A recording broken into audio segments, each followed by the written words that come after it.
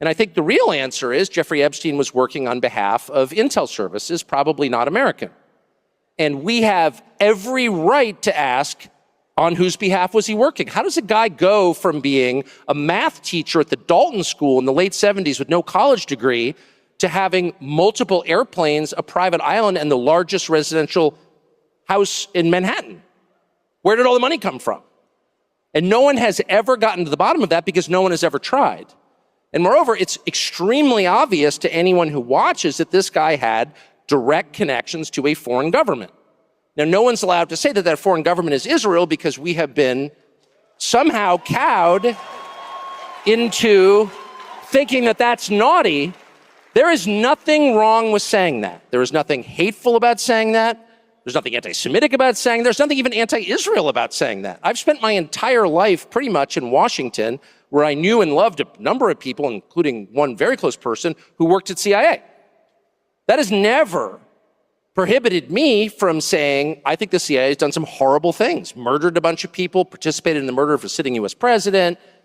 It's got a whole trail of crimes. That doesn't make me a disloyal American. It doesn't make me anti-American in any sense. I was born here. My family's been here for hundreds of years. I love this country. That's why I live here.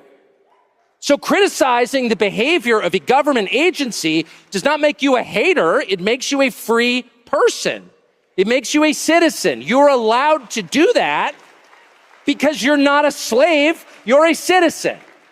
And you have a right to expect that your government will not act against your interests, and you have a right to demand that foreign governments not be allowed to act against your interest.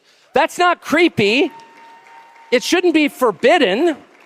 And yet all of us have trained ourselves to believe that you can't say that somehow, that that's like too naughty and forbidden. And the effect of making that off limits has been to create a lot of resentment, and I'll say it, hate online, where people feel like they can't just say, like, what the hell is this? You have the former Israeli prime minister living in your house.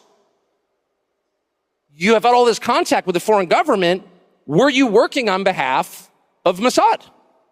Were you running a blackmail operation on behalf of foreign government? By the way, every single person in Washington, D.C. thinks that. I've never met anyone who doesn't think that. I don't know any of them that hate Israel, but no one feels they can say that. Why? And I think the longer that we play along with it, the more subterranean and creepy and hateful the conversation actually becomes. So I think it's better just to say it right out loud. Did this happen? And of course, that question has been asked to the government of Israel, and their answer is, we're not going to tell you. And I think our answer should be, no. As long as we're sending you money, if you were committing crimes on our soil, we have an absolute right to know, did you do this or not? And yet everybody has been so brainwashed into thinking that's somehow an expression of hate or bigotry, when it's not. It's a baseline question that every US citizen has a right to an answer on. What the hell was this?